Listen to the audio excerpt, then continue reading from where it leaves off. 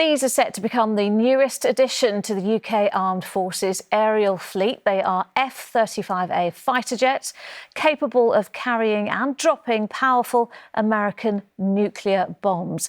Sir Keir Starmer has announced Britain is buying 12 of these jets at a cost of £80 million. Well, the government calls it the biggest strengthening of the UK's nuclear posture in a generation. Let's speak now to Dr Thomas Withington, who is an air defence expert and Associate Fellow at the Royal United Services Institute. Dr Withington, thank you so much for talking to us. First of all, just explain what type of bomb these planes can carry. So the weapon that these aircraft will carry is the B-61, which is a US-developed and produced nuclear weapon.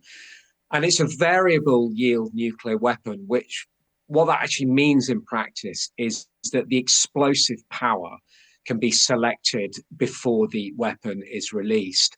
Now, the reason for that ability to change the destructive power is very much related to the effect or the intent that you want to demonstrate to your adversary. Now, all nuclear weapons, by their very nature, are incredibly powerful weapons. They are the most powerful weapons human beings have ever developed.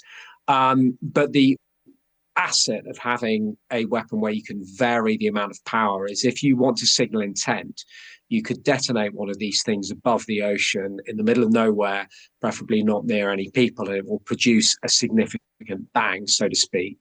And that's a very powerful way of saying to your enemy, stop what you're doing right now, because if you carry on, the next bang might not be over the ocean and it may be more powerful.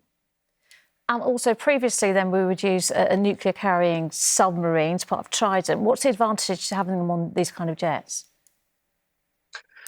Well, there's a number of advantages. I mean, you've got the ability to move the jets around. So you can use a number of air bases across NATO's European membership, if you like, where these weapons are stored or where these weapons can be stored and where the aircraft can be deployed to and then equipped with the weapons and then sent on a mission if, heavens forbid, we find ourselves involved in a nuclear war. Submarines, their great asset is their stealth. They can go into the ocean, they can hide for long periods of time, and you never quite know where they're going to fire from. But what you can do with aircraft is, again, it's back to this idea of signaling intent.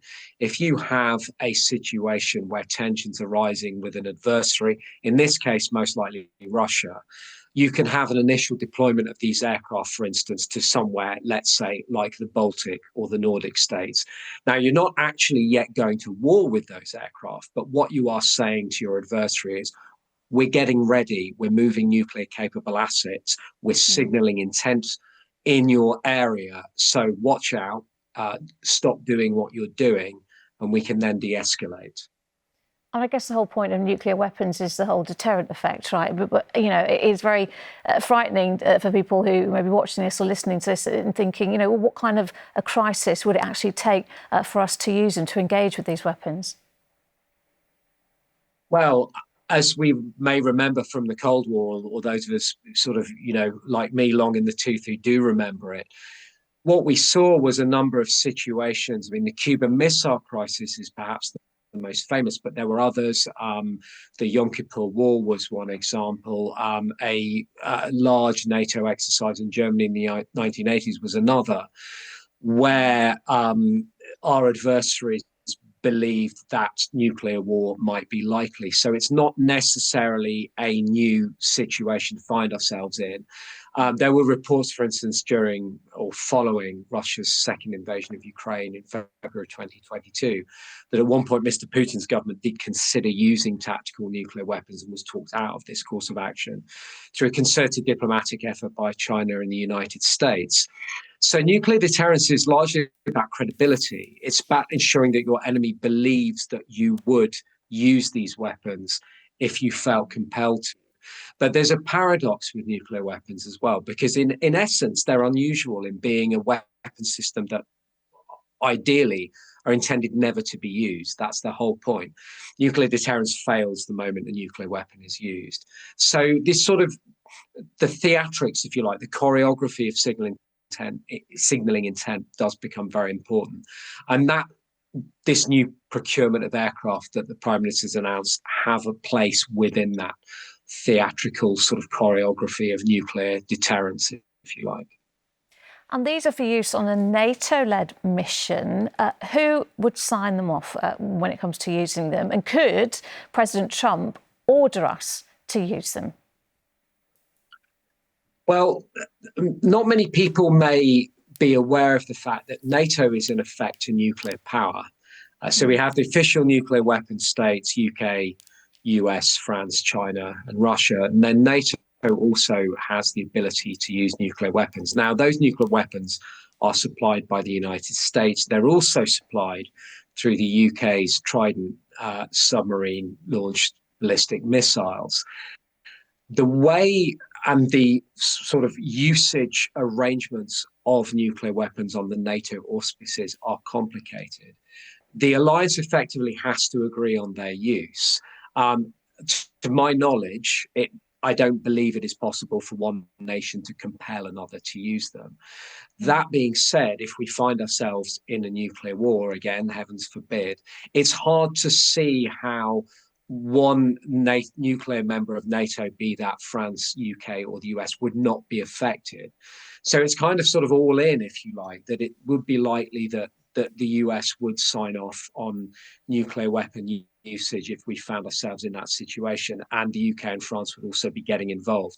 So it appears unlikely that one nation could compel another or could compel the alliance to use nuclear weapons. That being said, what would be interesting to know is what the arrangements are for the US preventing, for instance, the use of these B-61 nuclear weapons that the US supplies and has custodial and security arrangements of in the countries where they're deployed. What the arrangements are for preventing the US government, or for the US government preventing NATO from using those. OK, you mentioned President Putin there a few times, didn't you? Does buying this kind of aircraft risk provoking him? Because obviously he himself has a very large nuclear arsenal. Well, I would imagine that there will be critical words from the Russian government about this procurement. But the important thing is it signals intent to Russia and it signals the seriousness. My own personal feeling is that the single biggest security, sort of external security threat faced by NATO and faced by Europe as a whole is from Mr. Putin's government and a sort of strategically assertive Russia. So procuring these weapons does show intent, and it shows a willingness to match, if not surpass, Russian nuclear capabilities. It helps to preserve, if you like, to use a Cold War idiom, the balance of terror, and to make sure that the Russian government realizes, if it considers going down the nuclear path at any point, that there would be a robust response from NATO. That could be a conventional response, but it could also be a nuclear response as well. And that's very important, again, signalling intent to your adversary. And finally, Dr. Withington, you mentioned earlier the Cold War, the Cuban Missiles Crisis. So are we entering a new era of all this? We're seeing this all over again now. Well, I think it was Mark Twain who said history may not repeat itself, but it certainly does rhyme. And there are, I think, trappings of the current paradigm we find ourselves in, this epoch of renewed tension in Russia, that does appear to look very like the sort of tensions we witnessed during the Cold War. But of course, every epoch, every paradigm has its own particular dynamics. We've seen a gradual ratcheting up of tension, certainly since 2014, when the first invasion of Ukraine happened, possibly beforehand as well. And also these tensions show no immediate signs of abating. And with that in mind, I think it is important that NATO sort of signals that it is serious about defending Europe against any Russian aggression. But I think one of the key things that's different now, compared to during the Cold War, is probably the linkages between sort of internal tensions we face within our own polities and sort of Russia's strategic or more muscular strategic posture. That's probably something that was perhaps a little bit more tenuous back in the days of the Cold War. So that's a dynamic that perhaps makes things slightly different. All right, Dr. Thomas Withington, thank you very much for talking to us. Thank you.